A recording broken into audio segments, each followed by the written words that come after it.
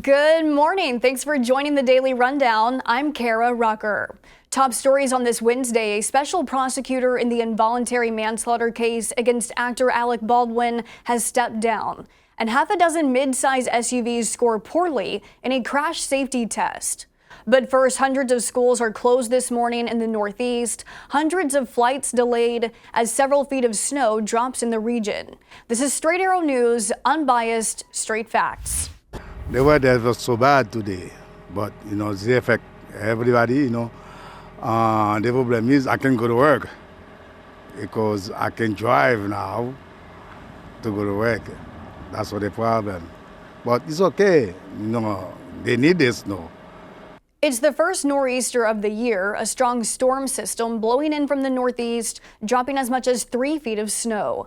Hundreds of thousands of people are without power as strong winds snapped trees and power lines throughout the Northeast. Residents in New England have been largely impacted, and today we'll continue to see strong winds that could lead to more power outages and flight delays, as more than 6,000 flights have either been delayed or canceled in the region. A special prosecutor in the fatal Rust movie set shooting has stepped down. Andrea Reeb, a special prosecutor in the involuntary manslaughter case against actor Alec Baldwin, made the decision to remove herself from the case after Baldwin's legal team said her participation was unconstitutional. Reeb is not only a prosecutor but also a New Mexico state representative. Last month, Baldwin's legal team filed a motion to remove the special prosecutor, citing New Mexico's separation of powers statute, calling the dual roles a conflict.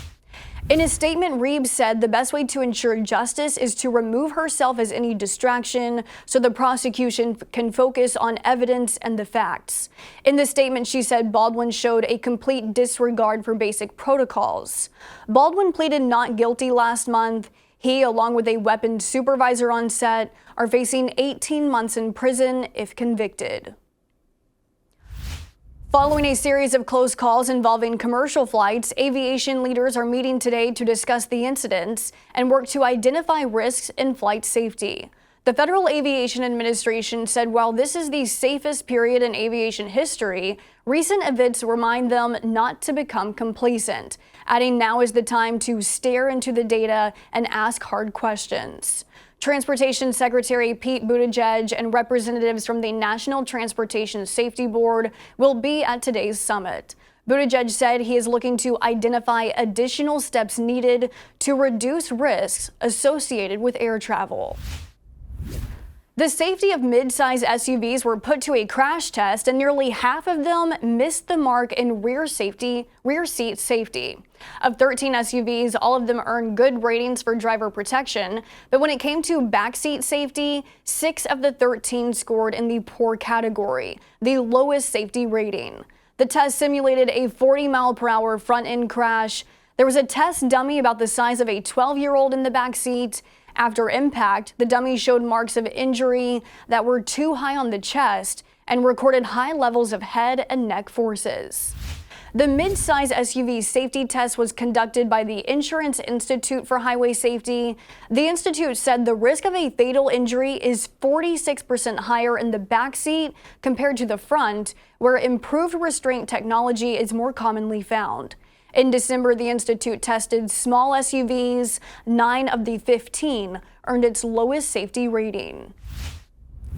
According to a new report from the Alzheimer's Association, 1 in 9 seniors in the U.S. is living with Alzheimer's disease, and those numbers are projected to double over the next 2 decades.